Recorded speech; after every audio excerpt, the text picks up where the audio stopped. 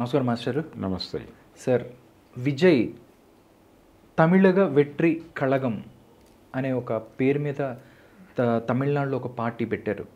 అంటే లోక్సభ ఎలక్షన్ రాబోతుంది, దాంతోపాటు ఆయన క్లారిటీ ఇచ్చారు, లోక్సభలో మేము ఏ పార్టీకి సపోర్ట్ చేయమంటున్నారు, అసెంబ్లీ ఎలక్షన్స్లో పోటీ చేస్తామని చెప్తున్నారు. ఈ పార్టీ ఏదైనా సంచలనాలు క్రియేట్ చేసే అవకాశం ఉందా? అంటే లోక్సభ ఎన్నికల్లో పరిచయం కావాలి అనేది ఆయన ప్రోగ్రాం. అంటే కంటెస్ట్ అవుతారు వాళ్ళు. కంటెస్ట్ చేయకపోతే ఎలా ప్రచారం జరుగుతుంది? కాబట్టి కంటెస్ట్ చేయాలి, కంటెస్ట్ చేస్తేనే ప్రచారం జరుగుతుంది.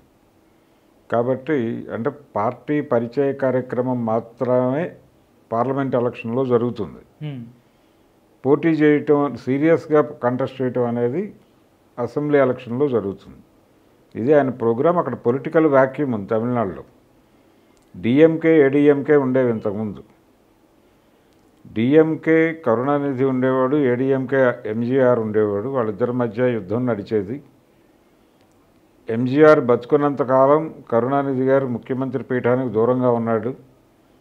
ఎంజీఆర్ మరణానంతరమే కరుణానిధి తిరిగి సీఎం అవ్వగలిగాడు.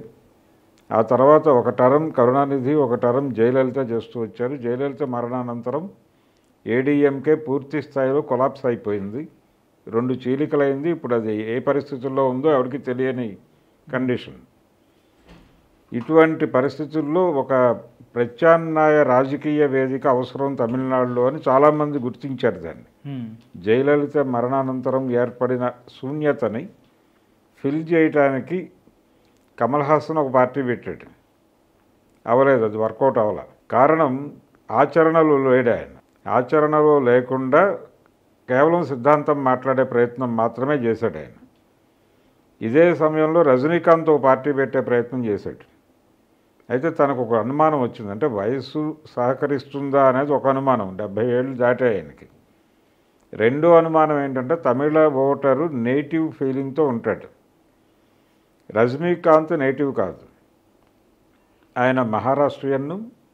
తర్వాత ఆయన బ్రాటప్ అంతా కూడా కర్ణాటక నుంచి తమిళనాడు వచ్చాడు ఆయన. కాబట్టి ఇది ఏదన్నా ఇబ్బంది అవుతుందా అనేది ఒక డౌట్. ఎంజీఆర్ మీద కూడా అది ఉండేది. అంటే ఆయన పేరెంట్స్లో ఒకరు మలయాళీ, అదొక సమస్య ఉంది. అలాగే కరుణానిధికి కూడా తెలుగు రూట్స్ ఉన్నాయి. ఇది ప్రతి ఎన్నికల్లోనూ విమర్శకు వచ్చేవి ఈ టాపిక్స్. అందుకని రజనీకాంత్ ఎందుకు వచ్చిన గొడవ అని తప్పుకున్నాడు. విజయకాంత్ ఉన్నాడు, కానీ నిజానికి పొలిటికల్ పార్టీని ఎలా నడపాలో అదే పద్ధతిలో నడిపాడు అతను విజయకాంత్. కాకపోతే విజయకాంత్ కంటే కూడా రెట్టింపు ఇమేజ్ కలిగిన వాడు విజయ్. కాబట్టి విజయ్ సీరియస్గా పార్టీ పెడితే వర్కౌట్ అవుతుంది. అతను పొలిటికల్ పార్టీ పెట్టే ఆలోచనతో ఉన్నాడని చాలా కాలంగా రూమర్స్ ఉన్నాయి. అలాగే తను క్రియాశీలకంగా కూడా కొన్ని యాక్టివిటీస్ ద్వారా ఆ విషయాన్ని ప్రపంచానికి అర్థం చేయించాడు. ఆ మధ్య సైకిల్ వేసుకుని వెళ్ళి ఓటేయటం, అంటే బీజేపీకి పెంచిన పెట్రోల్ ధరలకి ఎగనిస్ట్గానే ఆయన సైకిల్ వేసుకుని వెళ్ళాడు. అదే సైకిల్ వేసుకుని వెళ్ళి ఓటేయటం, ఇలాంటివి కొన్ని కార్యక్రమాలు చేశాడు ఆయన. అంటే ఈ వెళ్ళే క్రమంలో ట్రాఫిక్ జామ్ అయింది, దాని మీద గొడవ అయింది, అది వేరే వ్యవహారం. కానీ నిరసన తెలియజేసే ప్రయత్నం మాత్రం బలంగా చేశాడు. ఈ క్రమంలోనే అంటే పొలిటికల్ అవేర్నెస్ ఉంది ఒకటి. తమిళనాడులో ద్రవిడ ఉద్యమ నేపథ్యం ఉంది. ప్రతి అంటే సినిమాలకి రాజకీయాలకి కూడా చాలా దగ్గర సంబంధం కనిపిస్తుంది మనకు తమిళనాడులో. ఇక్కడ కంటే కూడా, అది ఆంధ్ర తెలంగాణల కంటే కూడా తెలుగు సినిమా పరిశ్రమకి తెలుగు రాజకీయాలకి ఉన్నటువంటి సంబంధంతో పోలిస్తే తమిళ రాజకీయానికి తమిళ సినిమాకి ఉన్న దగ్గర సంబంధం మనకి అర్థమవుతుంది. సార్, కంపారిటివ్గా అది చాలా పెద్దది. ఎందుకంటే తొలి దశలో తమిళ సినిమాల్లోకి వచ్చిన వాళ్ళందరూ కూడా ద్రవిడ రాజకీయ ఉద్యమం నుంచి వచ్చిన వాళ్ళే. అది కరుణానిధి కావచ్చు, పెరియార్ కావచ్చు, అన్నాదురై కూడా సినిమాలకు రాశాడు, ఆయనకు కూడా కథలు రాశాడు, పెరియార్ కూడా కథలు రాశాడు సినిమాలకి. కరుణానిధి రచయితగా సినిమా రంగంలో స్టార్ స్టేటస్ అనుభవించాడు. ఆయన రాసిన కథల్లో హీరోగా నటించి రామచంద్రన్ వచ్చాడు. ఈ క్రమం శివాజీ గణేశన్కి కూడా ద్రవిడ ఉద్యమ నేపథ్యం ఉంది. ఆయన కూడా ద్రవిడ ఉద్యమంలో పాల్గొన్నాడు, కన్నదాసన్ పాల్గొన్నాడు, కవి, వీళ్ళందరూ కూడా వీళ్ళందరూ లబ్ధ ప్రతిష్ఠులు అక్కడ ఎక్కడ ద్రవిడ ఉద్యమంలో. వాళ్ళందరూ యథాతథంగా సినిమాల్లోకి వచ్చారు. తమ అభిప్రాయాలు ప్రచారం చేసుకోవడానికి, తమ తాత్విక అభిప్రాయాలు ప్రచారం చేసుకోవటానికి సినిమాని ఒక వాహకంగా వాడుకున్నారు వాళ్ళు.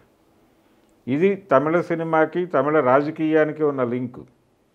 ఆ లింకులో నుంచే కరుణానిధి గారి పార్టీ నాయకుడైనప్పుడు, ఎంజి రామచంద్రన్ ఆ పార్టీలోంచి బయటకు వచ్చి తాను విడిగా పార్టీ పెట్టినప్పుడు, ఆయన అన్నా డిఎంకే పెట్టాడు. అన్నాదురై పేరు మీదుగా డిఎంకేని అక్కడి నుంచి తీసుకుని అన్నా డిఎంకే అని పెట్టాడు. అది సక్సెస్ఫుల్గా నడిచింది. ఇలా నడుస్తున్నటువంటి క్రమం అంటే దళిత ఉద్యమం ఉంది, అక్కడ ద్రవిడ ఉద్యమం ఉంది, యాంటీ హిందీ ఉద్యమం ఉంది.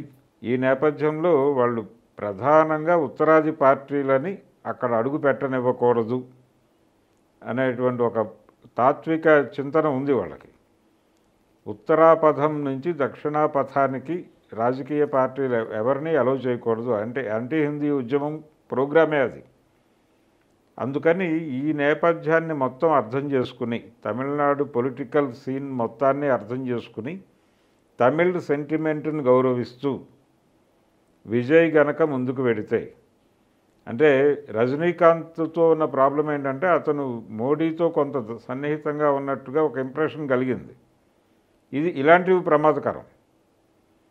కాబట్టి తమిళ్ నేటివ్ అంటే ఎన్టీ రామారావు అక్కడి నుంచే అడాప్ట్ చేసుకున్నాడు తెలుగువారి ఆత్మగౌరవం అనేది. తెలుగువారి ఆత్మగౌరవాన్ని ఢిల్లీ నడివీధుల్లో అమ్మేస్తున్న కాంగ్రెస్ దుష్టకాంగి, నికృష్ట సంస్కృతి ఇలాంటి పదాలన్నీ వాడి ఆయన ప్రజల్ని తన వైపు తిప్పుకున్నాడు బలంగా. అటువంటి బలమైన నేటివ్ పొలిటికల్ ఐడియాలజీతో వెళ్ళగలిగితే విజయ్కి తప్పనిసరిగా అక్కడ అవకాశం ఉంది, వాక్యూమ్ ఉంది. ఆ వాక్యూమ్లో అతను ఫిట్ అని అవుతాడు. అవటానికి అనుసరించవలసిన పద్ధతి ఏంటంటే, ఇప్పటివరకు ద్రవిడ రాజకీయాలు నడిచిన పద్ధతి ఏంటి అనేది స్టడీ చేయాలి ముందు. అది పెరియార్ దగ్గర నుంచి ఎంజీఆర్ వరకు ఏం జరిగింది, జయలలిత కొలాప్స్ ఎక్కడ ఉంది, అవినీతి, ప్రాంతీయ పార్టీలు, ఈ వ్యవహారం కూడా, స్టాలిన్ ఏం చేస్తున్నాడు, కరుణానిధి ఏం చేశాడు, ఇవన్నీ స్టడీ చేసి తనదంటూ ఒక మార్క్ క్రియేట్ చేసుకొని ఒక వ్యూహంతో గనక ప్రజల ముందుకు వస్తే డెఫినెట్గా ప్రజలు ఆదరిస్తారు. ఓకే సార్, అందరూ రాజకీయాల్లోకి వస్తారు. పవన్ కళ్యాణ్ అవ్వచ్చు, ఎన్టీ రామారావు గారు లాగా, విజయ్ లాగా ఎన్టీ రామారావు గారు సీఎం అయ్యే అవకాశం ఉందా? లేకపోతే ఓడిపోయినా కానీ పవన్ కళ్యాణ్ లాగా మళ్ళీ నిలబడగలుగుతాడా? లేకపోతే చిరంజీవి లాగా?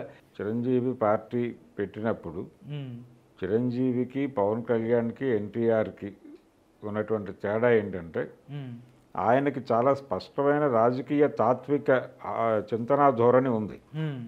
ఎన్టీఆర్కి, వీళ్ళకి అది లేదు. ఆయనకి ఫిలసాఫికల్ ఐడియా ఉంది. ఆయన తన సినిమాల్లో ఏం చెప్పాడో, ఈ ఆత్మగౌరవం అనే మాట ఆయన రాజకీయాల్లోకి వచ్చాక వాడలేదు. చాలామందికి తెలియని విషయం ఏంటంటే, ఆయన శ్రీరామ పాదుకా పట్టాభిషేకం అని ఒక సినిమా తీశాడు. ఆ సినిమాలో విభీషణుడితో మాట్లాడుతూ, నువ్వు ఆ రాముడి కాళ్ళ దగ్గర ఉండు, మన దేశ స్వాతంత్ర్యాన్ని, ఆత్మగౌరవాన్ని తాకట్టు పెట్టు అని మాట్లాడతాడు అక్కడ. అప్పుడే ఆత్మగౌరవ నినాదం అప్పటి నుంచి సినిమాల నుంచి ఉంది. ఆయన సినిమాల్లో చాలా స్పష్టంగా ద్రవిడ రాజకీయం చెప్పాడు ఆయన, ఎన్టీఆర్. ఆ తాత్విక చింతన ఉంది ఆయనకి. ఆయన సినిమాల్లో ఏం మాట్లాడాడు, సినిమాల్లో యాంటీ కాంగ్రెస్గానే వ్యవహరించాడు ఆయన. యమగోళ సినిమాలో కాంగ్రెస్ పార్టీ మీద చాలా ఓపెన్గా సెటైర్లు వేస్తాడు. ఏం మిస్టర్ గుప్తా ఇక్కడ ఎమర్జెన్సీ ఉందా అంటాడు చిత్రగుప్తుడిని.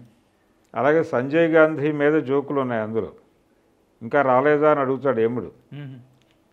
లేదు ప్రభు అంటాడు చిత్రగుప్తుడు. అలాగే ఆ అలనాటి మంత్రుల మీద జోకులు ఉన్నాయి.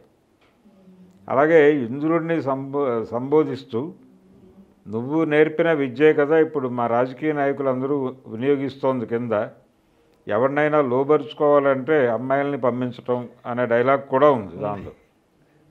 ఇలాంటి వాళ్ళని ఏమంటారో తెలుసా అంటాడు. అని డాఫ్ అని 2 సార్లు, డాఫర్ అందామని ఈయన ఉద్దేశం. డాఫ్ అని 2 సార్లు అని, వద్దులే ఎంత చెడ్డ మహేంద్రుడివి అని వెళ్ళిపోతాడు. ఈ లెవెల్లో ఆయన విమర్శ నడిచింది. అదే రాజకీయాల్లోకి వచ్చి మాట్లాడాడు ఆయన. కొత్తగా మాట్లాడిన కొత్త డైలాగులు ఏం లేవు పాలిటిక్స్. అందుకే ప్రజలకు కనెక్ట్ అయ్యాడు. ప్రజలు ఆయనతో పాటు క్యారీ ఫార్వర్డ్ అయ్యారు. ఆయన సినిమాల్లో ఏం మాట్లాడాడో, ఆయన యాంటీ కాంగ్రెస్ అనేది తాతమ్మ కళ సినిమాలోనే ఎస్టాబ్లిష్ అయింది. తాతమ్మ కళ సినిమాలో ఆయన బర్త్ కంట్రోల్ ఆపరేషన్స్ని తీవ్ర స్థాయిలో వ్యతిరేకించాడు. ఇలా ప్రభుత్వ పాలసీలను వ్యతిరేకిస్తూ సినిమాలు తీయటం, సినిమాల్లో రాజకీయాలు మాట్లాడటం, సినిమాల్లో రాజకీయం మాత్రమే మాట్లాడకుండా రాజకీయ తాత్విక సిద్ధాంతాన్ని మాట్లాడటం. ఆయన దానవేర సూరకర్ణలో క్యాస్ట్ ఇష్యూని ఫోకస్ చేస్తాడు. అలాగే అంతకుముందు కథానాయకుని కథాను ఒక సినిమాలో నటించాడు ఆయన. దేవి వరప్రసాద్ ప్రొడ్యూసర్, యోగానంద్ గారు డైరెక్టర్. ఆ సినిమాలో సినిమా హీరో క్యారెక్టర్ చేశాడు ఆయన. సినిమా హీరో రకరకాల పాత్రలు వేస్తూ ఉంటాడు. అందులో కర్ణుడి క్యారెక్టర్ వేస్తాడు ఒక షాట్లో. ఆ కర్ణుడి క్యారెక్టర్లో రిజర్వేషన్స్ ఎందుకు కావాలి అనే ఆర్గ్యుమెంట్ చెప్తాడు. ఇవన్నీ ఆయనకు ఒక నేపథ్యంగా ఉపయోగపడ్డాయి. జనం ఎన్టీ రామారావుని ఒక రాజకీయంగానే అంచనా కట్టారు. ఆయన పేపర్ చదివేవాడు కాదు అని చాలామంది మాట్లాడేవారు సినిమా యాక్టర్లు. సెట్లో పేపర్ చదివేవాడు కాదు ఆయన. సెట్లో ఎవరైనా పేపర్ చదివినా మీద పడిపోయేవాడు. ఇక్కడికి వచ్చిన పని వేరు, బయటికి వెళ్ళాక చేయాల్సిన పని ఇక్కడ చేయొద్దు అనేది ఆయన గొడవ.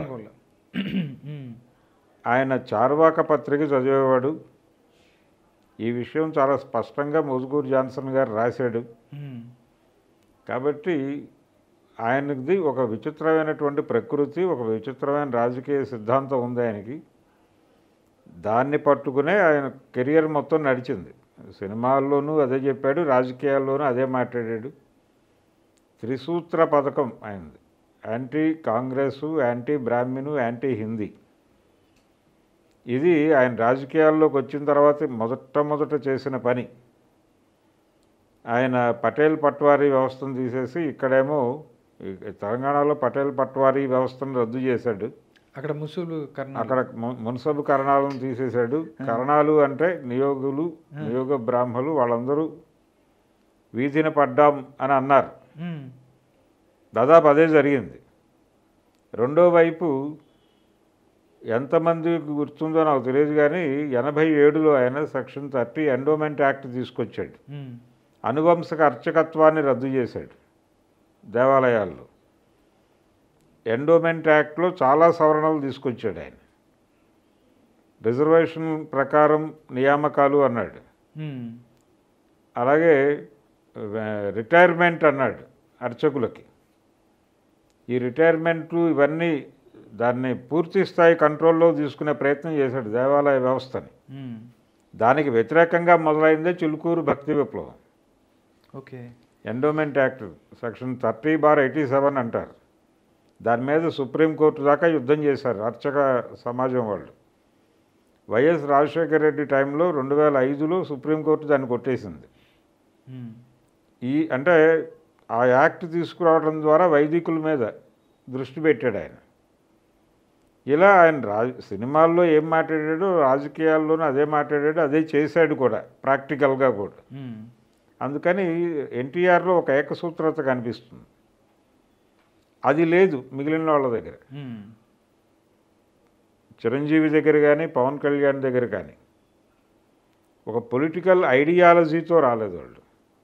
ఈ పొలిటికల్ ఐడియాలజీతో రాకపోవటము, ఆ ఐడియాలజీని బలంగా చెప్పలేకపోవటం. ఒకవేళ ఐడియాలజీ ఉన్నా కానీ దాన్ని బలంగా ప్రజల్లోకి తీసుకెళ్ళలేకపోయారు. చిరంజీవి గారు కూడా సామాజిక న్యాయం అన్నాడు ఆయన.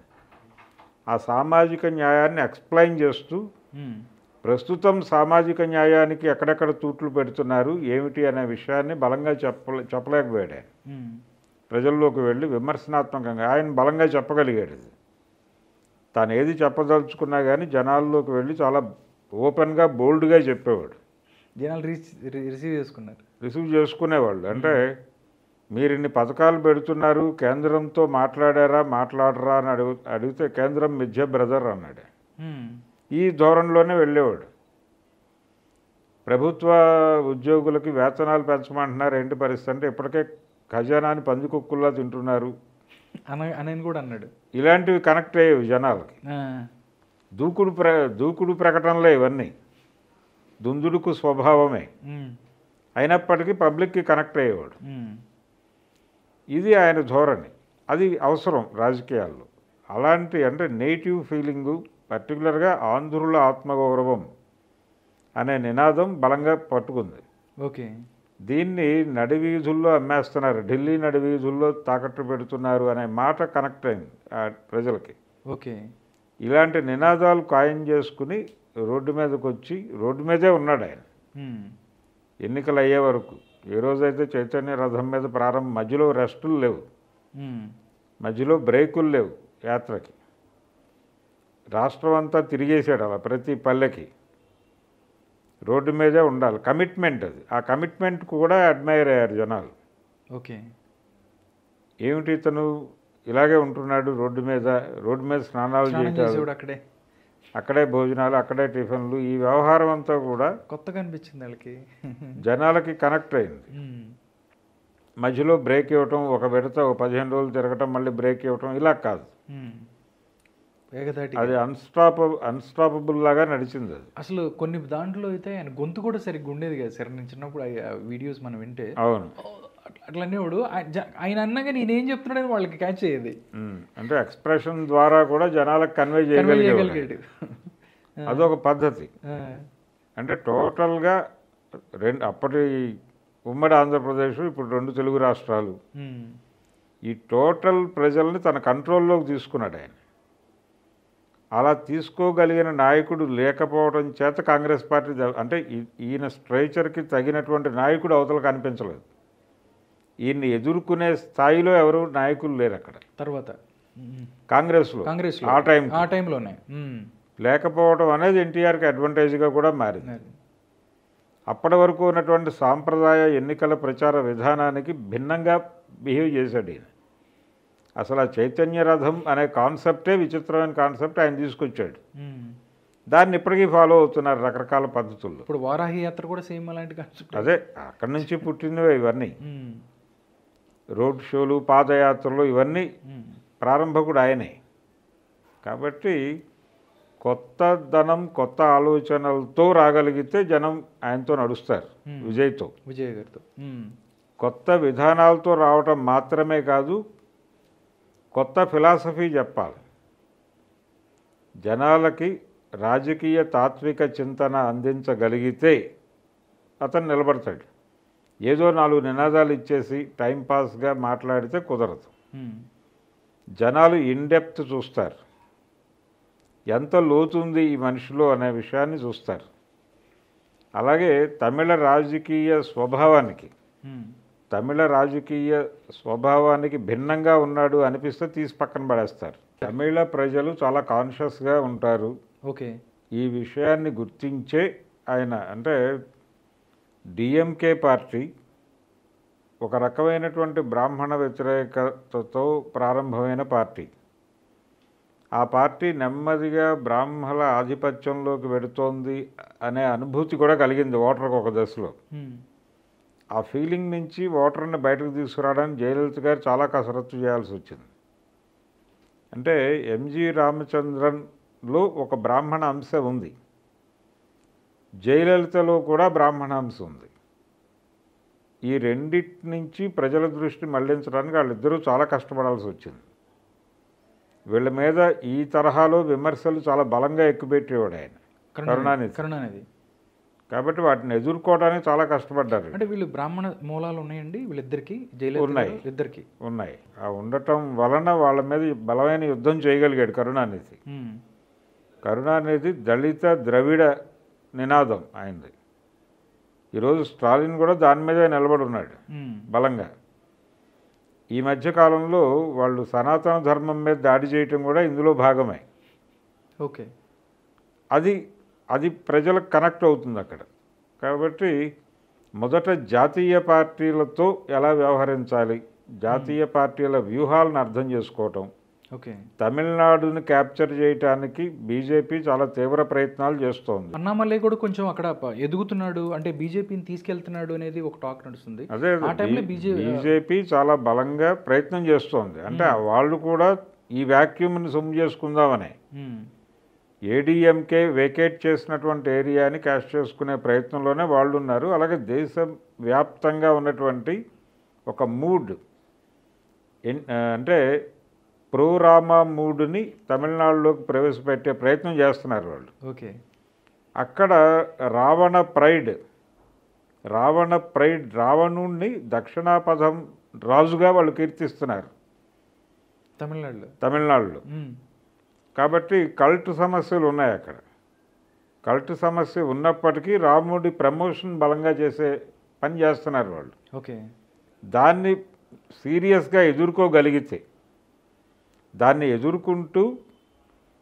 ఎదుర్కొనే క్రమంలో భాగంగానే ఈయన పెరియార్ భావజాలాన్ని అన్నాదురై వీళ్ళందరినీ గౌరవిస్తూ కన్నదాసన్ చెప్పిన మాటలు, సో ఆయన భారతీయారు ఉన్నాడు వాళ్ళకి, సుబ్రహ్మణ్య భారతి, ఆయన భావాలు ఇవన్నీ బలంగా చెప్పగలిగితే ప్రజలకి అప్పుడు యాక్సెప్ట్ చేసే అవకాశం ఉంటుంది. ఓకే సార్, ఆల్రెడీ డిఎంకే ఉంది, అన్నా డిఎంకే ఉంది, బీజేపీ స్ట్రాంగ్ అవుతున్న టైంలో విజయ్ రాక వాళ్ళకి ఎట్లాగైనా కొంచెం ఇబ్బందే కదా సార్? ఎవరికి ఇబ్బంది? బీజేపీకి. బీజేపీని ఇబ్బంది పెట్టడమే. బీజేపీ ఏ ఏరియాలో అయితే ఏ సందు అయితే చూసుకుని దూరదామని ట్రై చేస్తోందో ఈయన వచ్చి ఆబ్సెంట్ అక్కడే వాళ్ళని కంట్రోల్ చేసే ప్రయత్నం చేయటం కోసమే విజయ్ ఎంటర్ అవుతున్నాడు. ఓకే. విజయ్ దాన్ని సక్సెస్ఫుల్గా చేయగలగాలి. అంటే బీజేపీతో తాత్విక యుద్ధం చేయాల్సి ఉంటుంది ఆయన. ఓకే. ఆ తాత్విక యుద్ధం అంటే రాముడికి వ్యతిరేకంగా రావణ కల్టుని నిలబెట్టగలగాలి. ఓకే. అది గనక చేయగలిగితే బలంగా నిలబడతాడు. ఓకే.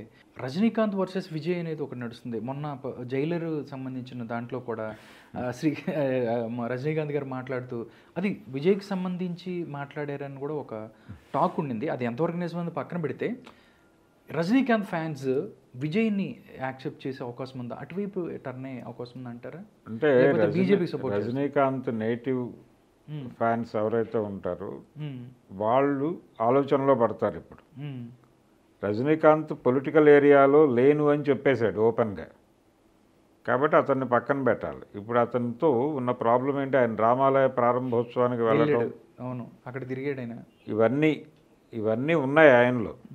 కాబట్టి దీన్ని ఎంతవరకు తమిళ ఓటర్లు రిసీవ్ చేసుకుంటారు అనేది, దానికి వ్యతిరేకమైనటువంటి భావజాలంతో వీళ్ళు మోటివేట్ చేస్తున్నారు జనాల్ని. దీని మీదే ఓటర్ నిలబడతాడు. రజనీకాంత్ ప్రభావం ఎన్నికల మీద ఉండదు.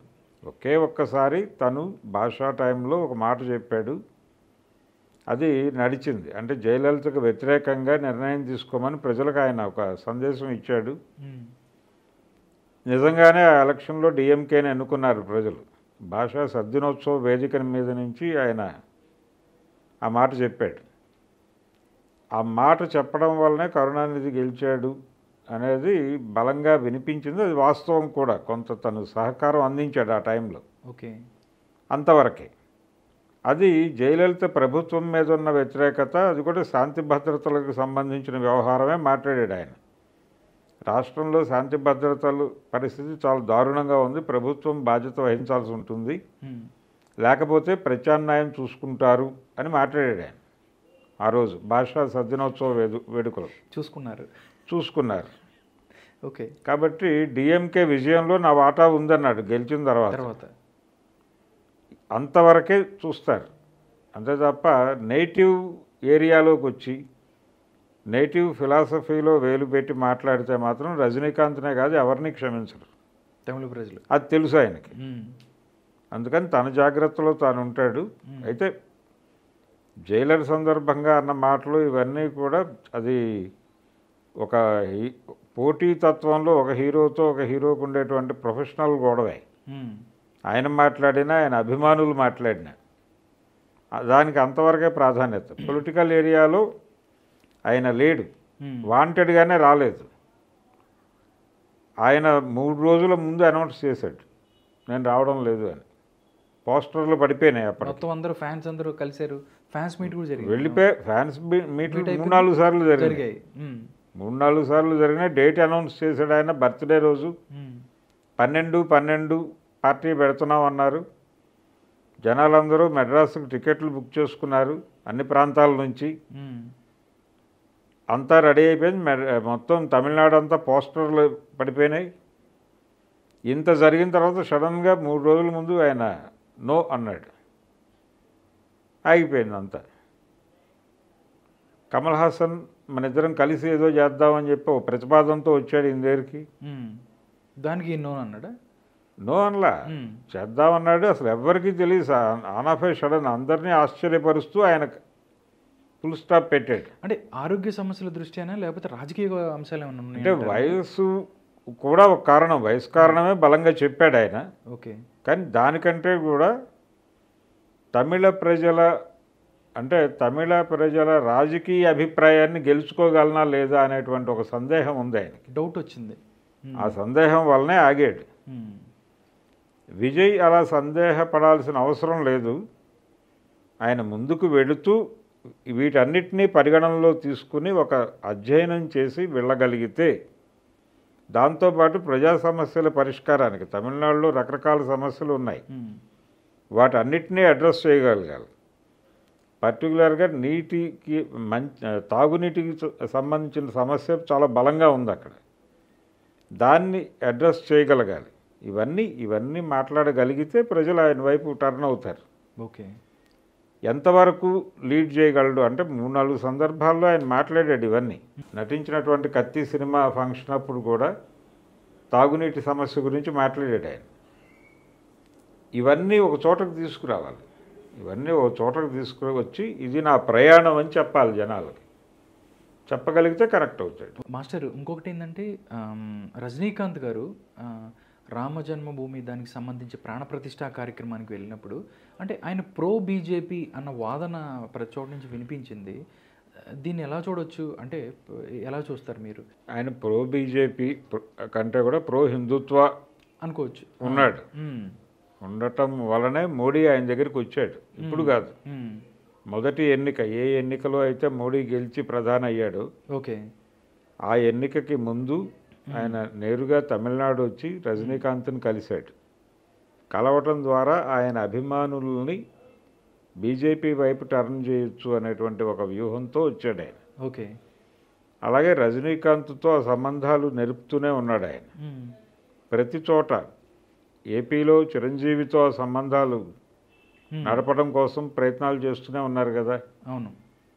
అల్లూరి సీతారామరాజు విగ్రహావిష్కరణకి చిరంజీవిని పిలవాల్సిన అవసరం ఏముంది? అన్నిటికన్నా పద్మవిభూషణ్ మీద కూడా కృష్ణ గారు ఉన్నాడు అక్కడ.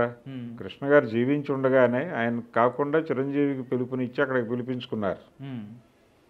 ఈ క్రమంలోనే ఇప్పుడు ఈ పద్మవిభూషణ్ బిరుదు ఇవ్వటం, దీంతో పాటు రాజ్యసభకి తీసుకెళ్తారు అనే ప్రచారం ఒకటి ఉంది. ఉత్తరప్రదేశ్ నుంచి తీసుకెళ్తారు అనే మాట కూడా వినిపిస్తోంది. ఇదంతా అంటే వీళ్ళని మంచి చేసుకోవటం ద్వారా వీళ్ళ తాలూకా అభిమానులని బీజేపీ వైపు తిప్పే ప్రయత్నము, వీళ్ళతో ఒక మాట చెప్పిస్తే బాగుంటుంది, జనాల్ని మోటివేట్ చేయగలరు, ఇలాంటి అభిప్రాయాలు ఏవో ఉన్నాయి వాళ్ళకి. ఆ ప్రయత్నం చేస్తున్నారు. ఆయన స్వతహాగా కూడా చాలా సందర్భాల్లో రజనీకాంత్ హిమాలయాలకు వెళ్ళటము, అక్కడ యోగులతో కలుస్తున్నాను అని చెప్పటము, ఇదంతా అంటే కొంచెం తాత్విక చింతన ఉంది నాకు అనే విషయాన్ని, అది కూడా ఆధ్యాత్మిక చింతన ఉంది నాకు అనేది ఎస్టాబ్లిష్ చేసే ప్రయత్నం బలంగా చేశాడు ఆయన. ఓకే. దాని తాలూకా ప్రభావంతో ప్రజలు కూడా ఆయన ఒక రకమైనటువంటి అంచనాకు వచ్చేసారు ఆయన మీద. ఓకే. ఇవన్నీ కలిసి ఆయన ప్రో హిందుత్వ అనేటువంటి ఒక ఇమేజ్ని బిల్డ్ చేసినాయి. ఓకే.